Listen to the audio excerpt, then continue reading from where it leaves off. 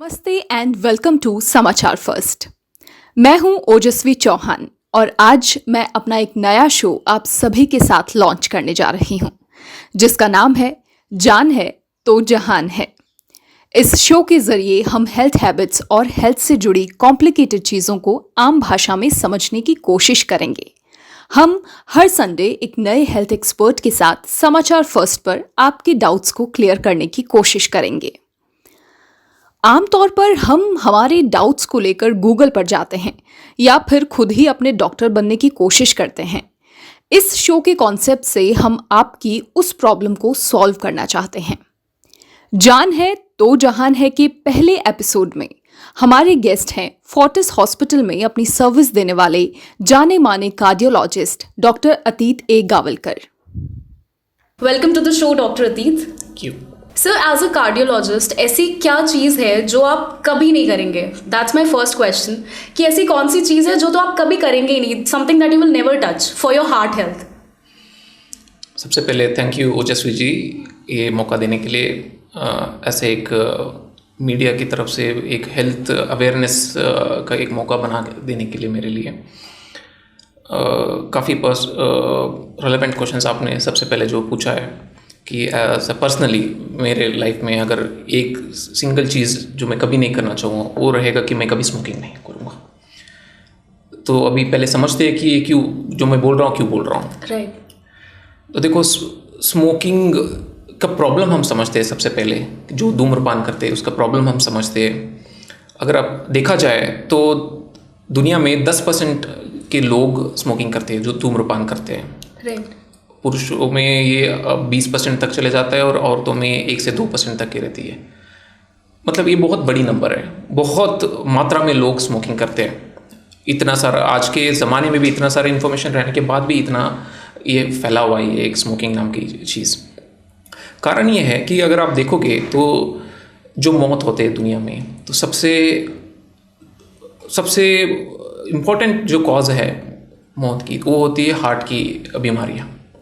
और जब आप हार्ट की बीमारियों की तरफ देखते हो तो उसमें सबसे इम्पॉर्टेंट जो मौत का कारण है हार्ट की बीमारियों की तरफ से जो होती है वो है smoking. Single most important cause होती है स्मोकिंग।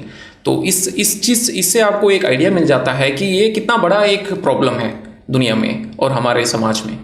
तो इसलिए मैं बोलता हूँ कि अगर एक मोस्ट इम्पॉर्टेंट चीज़ अगर हम सबको कुछ करना है तो वो है कि हमें कभी स्मोकिंग कभी भी नहीं करना चाहिए।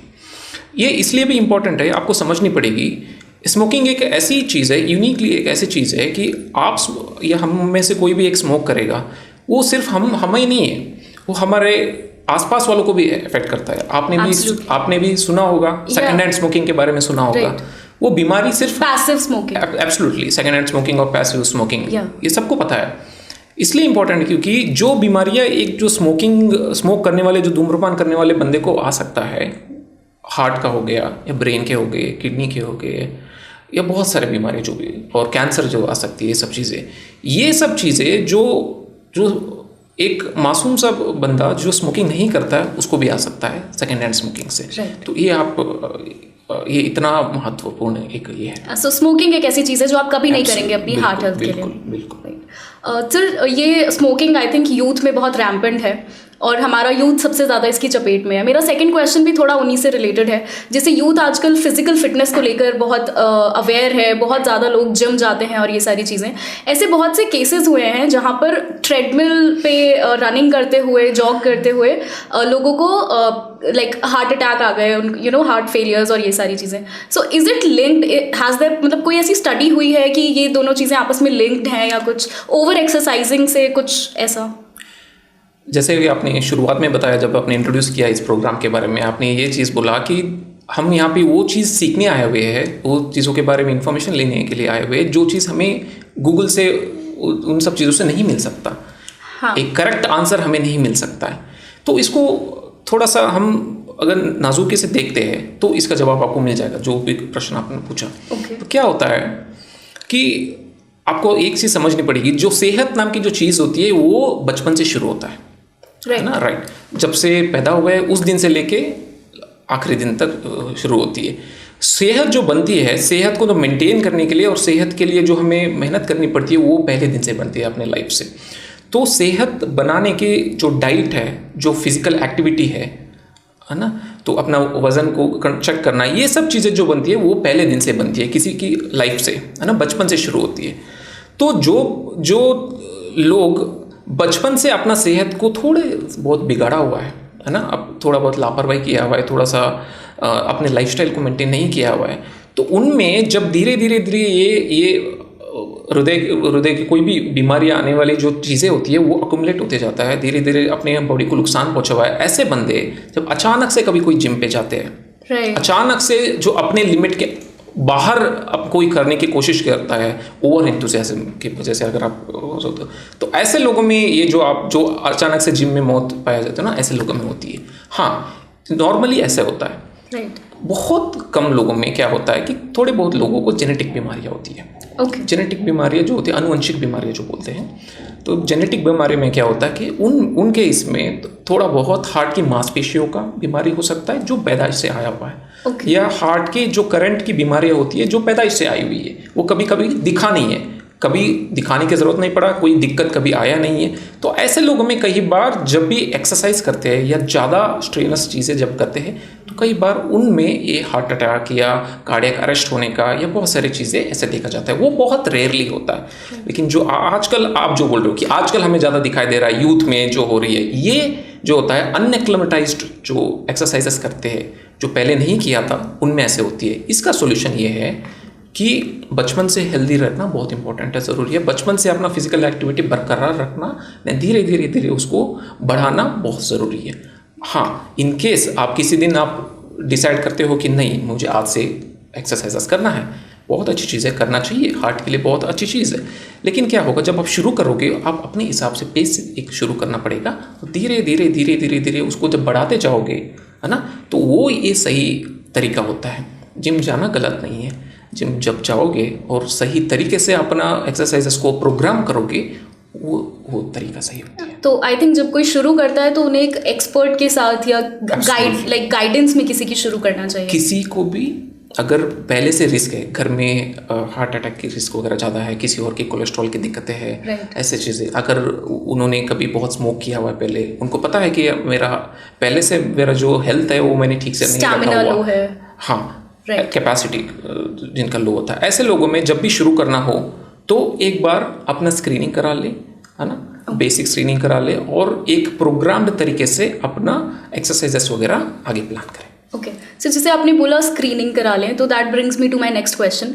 ऐसे कौन सी टेस्ट्स हैं जो आप रेकमेंड करेंगे? कोई रूटीन टेस्ट होते हैं जिससे हम अपनी हार्ट हेल्थ ट्रैक कर सकते हैं, और कौन से एज ग्रुप्स के लिए होते हैं या सभी के लिए सेम है?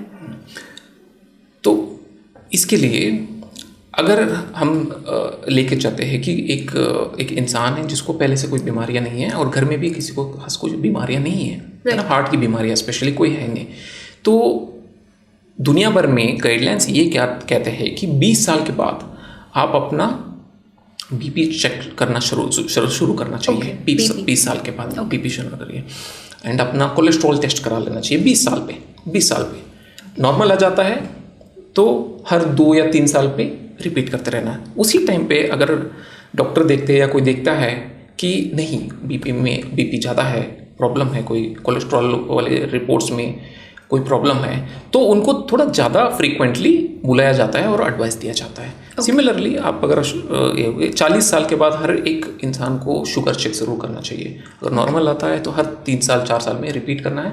अगर उसी टाइम पे वो पकड़ में आती है तो थोड़ा फिर फ्रीक्वेंसी बढ़ जाता है, ऐसा होता है। राइट।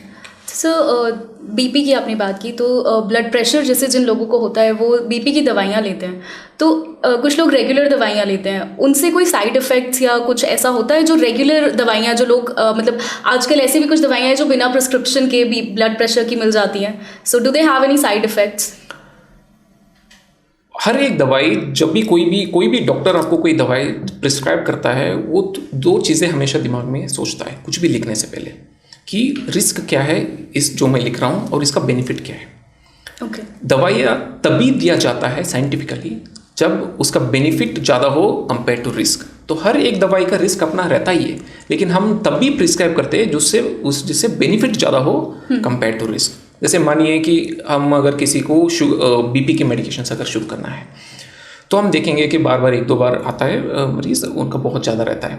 तो देखो, बीपी एक ऐसी बीमारी है, अगर आप उसको कंट्रोल नहीं करोगे तो क्या होगा, धीरे धीरे अगर वो कंट्रोल नहीं रहता है तो स्ट्रोक होने का रिस्क रहता है, हार्ट के अटैक होने की रिस्क होती है, बहुत सारे रिस्क होती है। तो रिस्क कितना है कंपेयर टू इसके साथ कंपेयर करना होता है कि मैं अगर दवाई शुरू करूँ तो उसका रिस्क है। जब मैं दवाई शुरू करता हूँ, मैं ऑब्वियसली ऐसे दवाई शुरू करूँगा जो बहुत रिलेटिवली सेफ हो, ऑल्दो रिस्क काफ़ी कम हो। अगर सिंपल टर्म से बोला जाएगा तो अगर मैं कोई दवाई लिखूंगा तो हो सकता है कि 1 या 2% थोड़ा सा माइल्ड सा कोई साइड इफेक्ट होने की चांसेस रहती है। लेकिन अगर ना लिखूँ तो 40-50% चांसेस है कि 1 साल में उसको कोई ना कोई हार्ट की या कुछ और ब्रेन की इवेंट हो जाए। उधर रिस्क ज़्यादा है बेसिकली। तो तभी प्रिस्क्राइब करते हैं जब बेनिफिट बहुत ज़्यादा होता है कंपेयर टू रिस्क। हाँ, so it's about minimising the risk and maximising the benefit that the person is getting, right.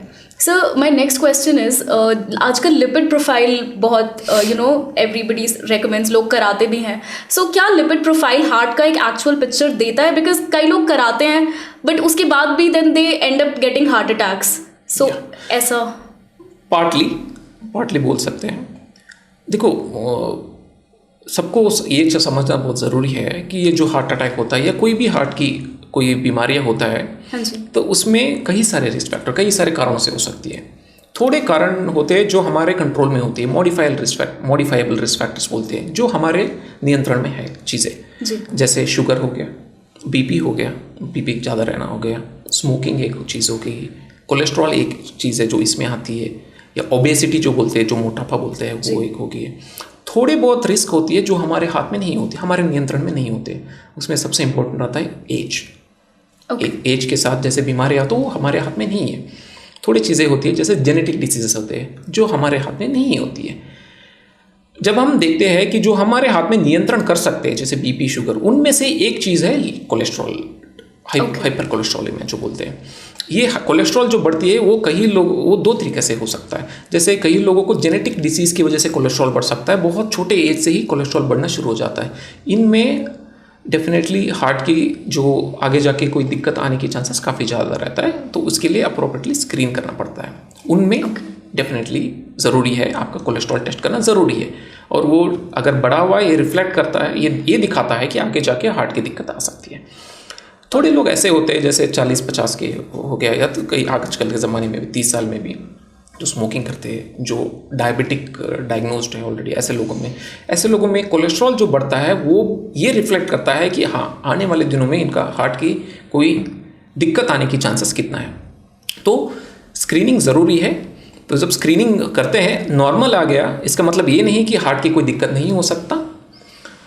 अगर प्रॉब्लम बढ़ जाता है, मतलब बढ़ा हुआ आता है रिपोर्ट्स में, इसका मतलब ये नहीं है कि थोड़े दिनों में इनको कुछ हार्ट डिसीज होती है। इतना सिंपल नहीं है। इसलिए जब भी इनकेस आपने करवा लिया, अगर उसमें प्रॉब्लम आती है तो आपको जाना चाहिए किसी कार्डियोलॉजिस्ट के पास या किसी और डॉक्टर के पास जाना चाहिए, डिस्कस करना चाहिए। वो बैठेंगे आपके साथ, देखेंगे कि आपके एंसेस्टर्स जो है, आपके पुराने, आपके फादर मदर जो है, आपके फैमिली में कैसा रिस्क है, आपको और कौन सी बीमारी है, उसके हिसाब से दवाई देना है नहीं देना है, तब डिसाइड किया जाता है। तो अभी कोविड था, जैसे कि कोविड के टाइम पे बहुत लोगों ने अपनी जानें गंवाई, पर ऐसा भी है कि अभी जो बहुत हार्ट अटैक्स हुए कोविड के बाद, Covid like once it was over, ख़त्म हो गया था कोविड, उसके बाद जो हार्ट अटैक्स हुए, कुछ लोग, मतलब आई डोंट नो, मिसकंसेप्शन है कि है ऐसा, बट लोग उसको लिंक कर रहे हैं वैक्सीन से, कि ये जो हार्ट अटैक्स हो रहे हैं ये वैक्सीन की वजह से हो रहे हैं, वैक्सीन में कुछ है। सो उस पर आपका क्या ओपिनियन है?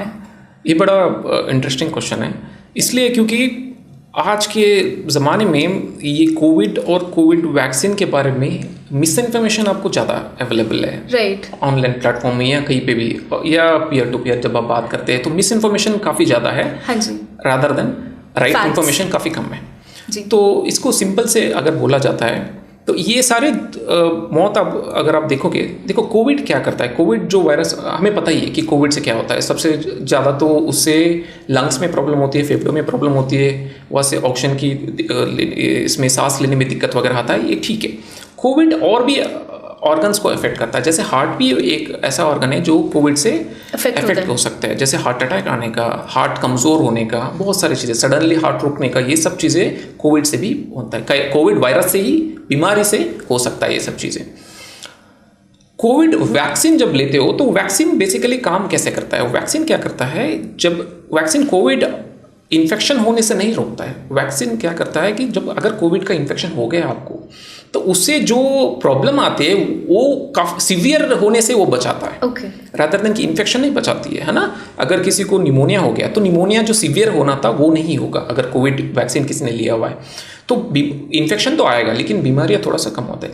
हाँ, कोविड वैक्सीन में बहुत सारे स्टडीज़ में बस ये देखा गया हुआ है कि बहुत लाखों में किसी एक बंदे को या 2 बंदों को थोड़ा बहुत हार्ट में इफेक्ट वगैरह पड़ सकता है, कहीं पे क्लॉटिंग हो सकता है, बट एज सच इसको हार्ट अटैक के लिए एट्रीब्यूट नहीं करना चाहिए। हाँ, ये क्वेश्चन क्यों आया कि कोविड में या वैक्सीन लेने के बाद हार्ट अटैक हो रहा है, कि इसलिए हुआ क्योंकि ये सब आप जो हार्ट अटैक जो चीज़ें आप बता रहे हो, इंसिडेंसेस आप बता रहे हो, केसेस जो बता रहे हो, ये उस टाइम पे हुआ जब कोविड बहुत पीक में चल रहा था। राइट। तो हाइपोथेसिस ये है कि ये सारे जो कोविड वैक्सीन किसी ने लगा लिया और थोड़े महीनों में या किसी का कुछ हार्ट अटैक हो गया, डेथ हुई है, ये जो हाइपोथेसिस ये है कि ये जो डेथ हुआ है, हार्ट अटैक हुआ है, ये प्राइमरीली कोविड की वजह से हुआ है, ना कि उनके वैक्सीन की वजह से। ओके, तो vaccine is safe. Vaccine is very safe. हर चीज़, जैसे मैंने पहले भी बताया था, हर चीज़ जो भी लेने से पहले हमें रिस्क और बेनिफिट देखना होता है। देखो, कोविड करोड़ों लोगों का जान बचाया हुआ है। कंपैरेटिवली अगर आप देखोगे कि रिस्क जो कई बार बहुत कम लोगों में, लाखों में या करोड़ों में 1 या 2 बंदों को हार्ट की असर पड़ सकती है वैक्सीन से, लेकिन वो भी काफ़ी माइल्ड होता है। Right, okay. सो सर, जैसे हार्ट अटैक्स होते हैं तो मोस्टली तो सडन होते हैं, but I just want to ask you कि क्या कुछ ऐसा होता है कि कभी कभी कुछ केसेस में सिचुएशनल कि कुछ सिम्टम्स होते हों जिससे हम डिटेक्ट कर सकते हो कि दिस पर्सन इज़ इनको हो रहा है या होने वाला है, तो हम कुछ ऐसे प्रिकॉशनरी मेजर्स ले सकें या कुछ ऐसा, या फिर हमेशा ही सडन होता है? नहीं, हमेशा सडन नहीं होता है। ऑल्दो हार्ट अटैक इसीलिए बोला जाता है क्योंकि वो सडनली होता है, उसका नेचर ही होना सडन ही होता है, इसलिए हार्ट अटैक बोला जाता है ना। लेकिन कई बार क्या होता है कि वो लक्षण, जो हार्ट अटैक के लक्षण या हार्ट की जो ब्लॉकेजेस के लक्षण है, वो कई महीनों से या कई दिनों से होना शुरू हो जाते हैं। हाँ, मोस्टली तो सडन ही होता है। जब माइकार्डियल इन्फार्क्शन या हार्ट अटैक जो बोलते हैं, मोस्टली तो सडन होता है, थोड़े घंटों में दिखना शुरू हो जाती है, थोड़े मिनटों में, थोड़े घंटे में दिखना शुरू हो जाती है। हाँ, लेकिन कई बार थोड़े महीने से भी प्रीसीड कर सकता है अगर वो पूरा, अगर हार्ट अटैक इसलिए बनता है क्योंकि हार्ट के नाड़ियों में ब्लॉकेज हो जाती है। राइट। 100% जब ब्लॉकेज होती है वो मेजर हार्ट अटैक होती है, जब हमारे पास ईसीजी में चेंजेस दिखते हैं और अचानक हमारे पास आते हैं। ये लक्षण 100% होने से पहले भी कई बार महीनों से पहले ऐसे शुरू हो सकता है, जहाँ पे मरीजों को चलने फिरने में छाती में भारीपन, छाती में दर्द होना या चलने फिरने में सांस फूलना, ये सब लक्षणों के साथ आ सकते हैं। Alright.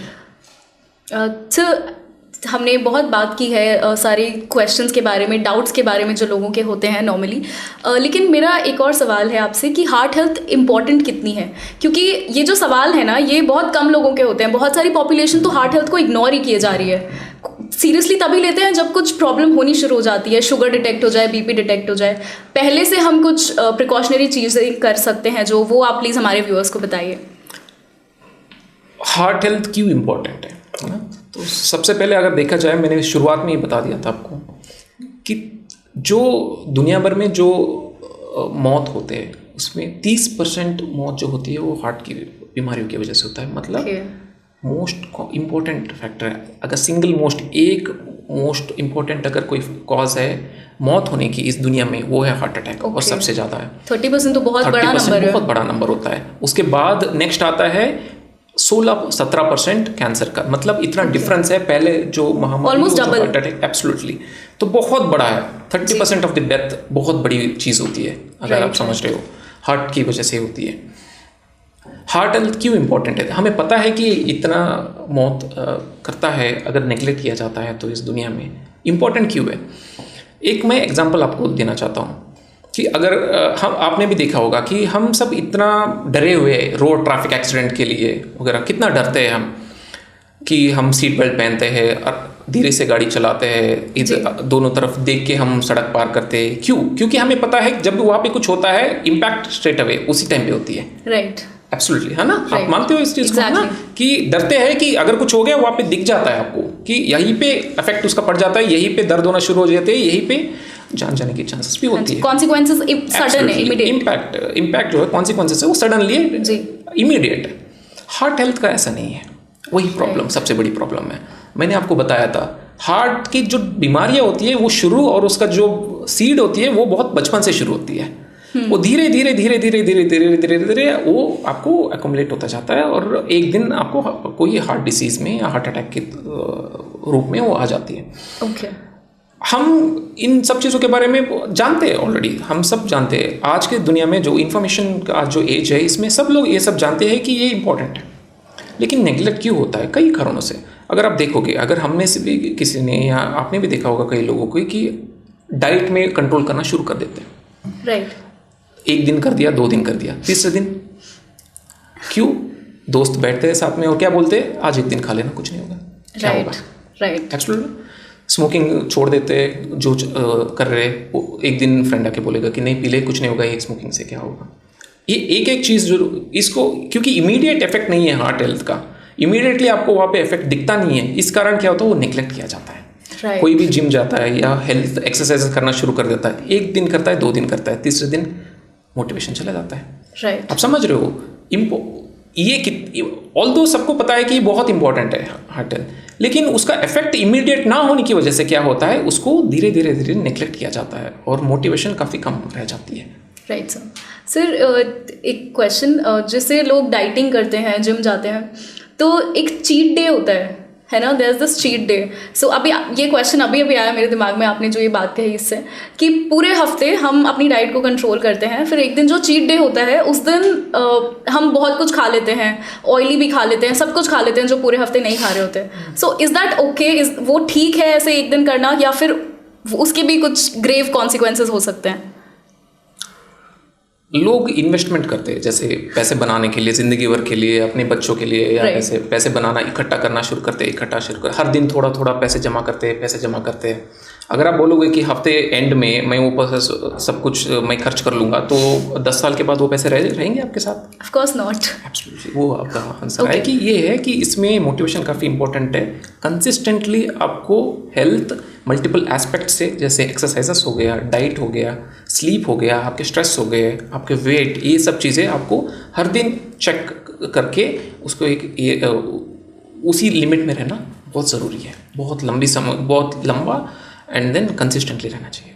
Make sense sir. My last question is, आप फोर्टिस कांगड़ा में अपनी सर्विसेज अभी दे रहे हैं। आए दिन फोर्टिस कांगड़ा के बारे में न्यूज़पेपर्स में हम देखते रहते हैं, हमारे न्यूज़ चैनल में भी हम चलाते हैं। कार्डियोलॉजी में स्पेशली फोर्टिस कांगड़ा बहुत अच्छा कर रहा है, कुछ अलग चीज़ें कर रहा है। इनफैक्ट मैं देख रही थी कि बाहर से भी कुछ केसेस यहाँ पे कांगड़ा रेफर हो रहे हैं, तो ये बहुत एक बड़ी चीज़ है।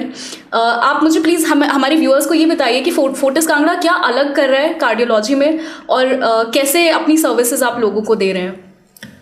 फोर्टिस कांगड़ा एक 100 बेडेड हॉस्पिटल है, राइट, और मल्टी स्पेशलिटी हॉस्पिटल है in its true sense. Actually मतलब है कि कोई भी पेशेंट आता है, अगर कोई भी पेशेंट, एक 70 साल का कोई एक पेशेंट हमारे पास आता है, अगर हार्ट की बीमारी के साथ आता है, हार्ट की बीमारी का पेशेंट 70 साल में सिर्फ हार्ट की बीमारियां नहीं होती है, उनको शुगर होता है, उनको किडनी की दिक्कत हो सकती है, उनको ENT की प्रॉब्लम हो सकती है, गैस्ट्रो की प्रॉब्लम हो सकती है, बहुत सारे प्रॉब्लम हो सकती है।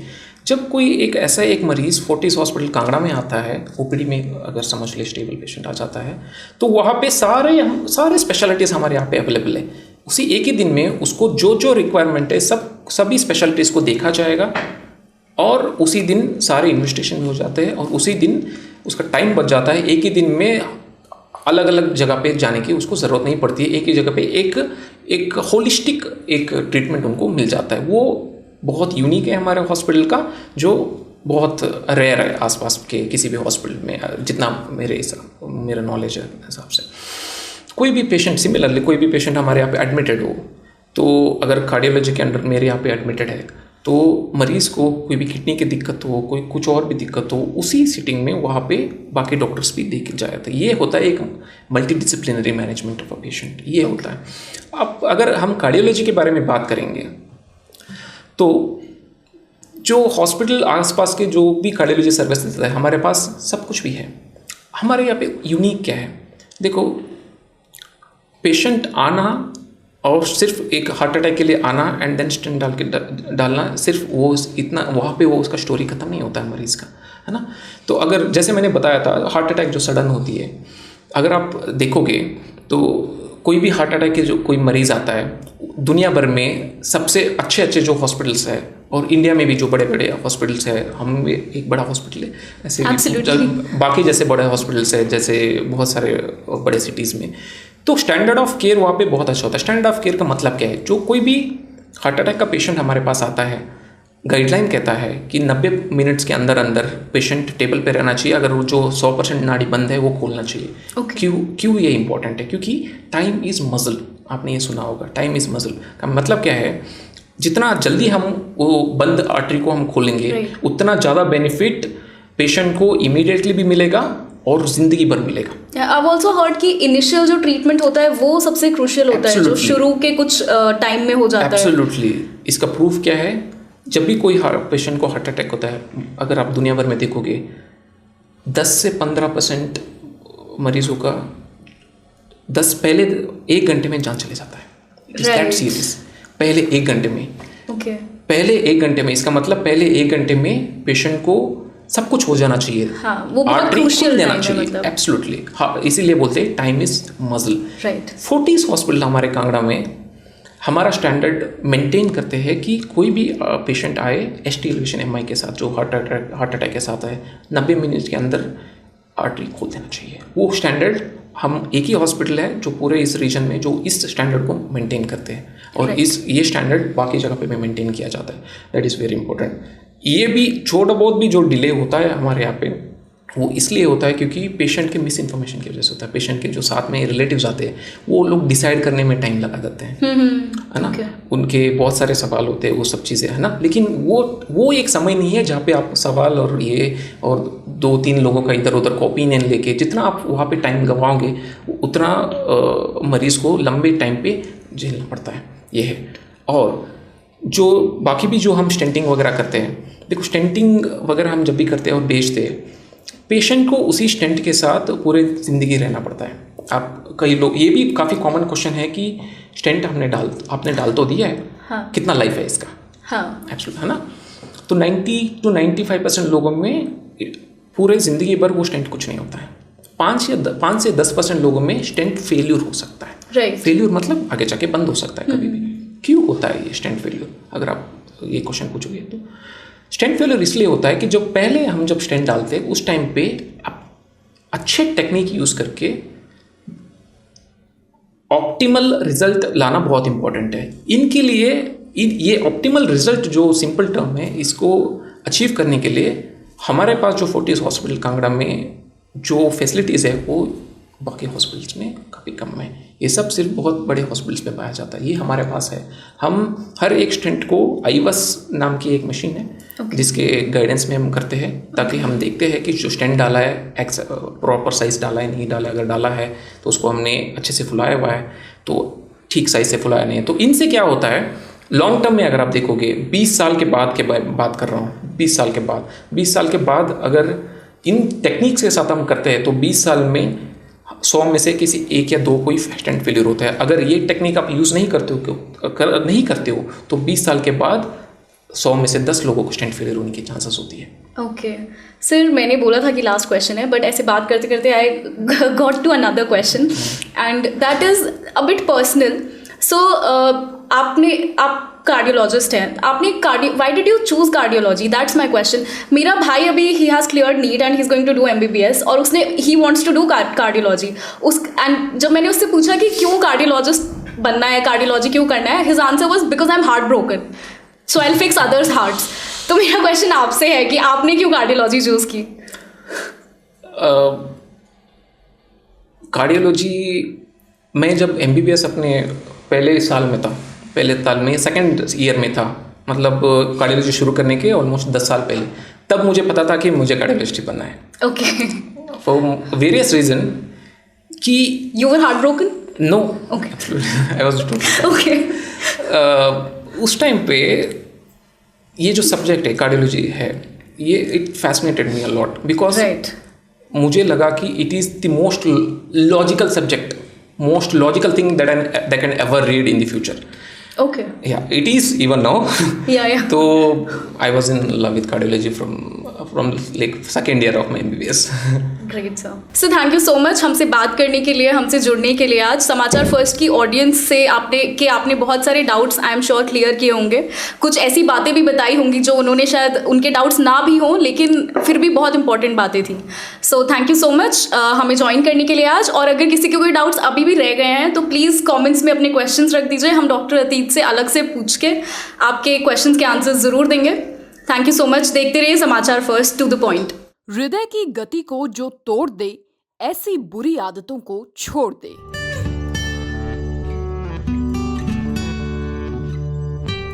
जान है तो जहान है.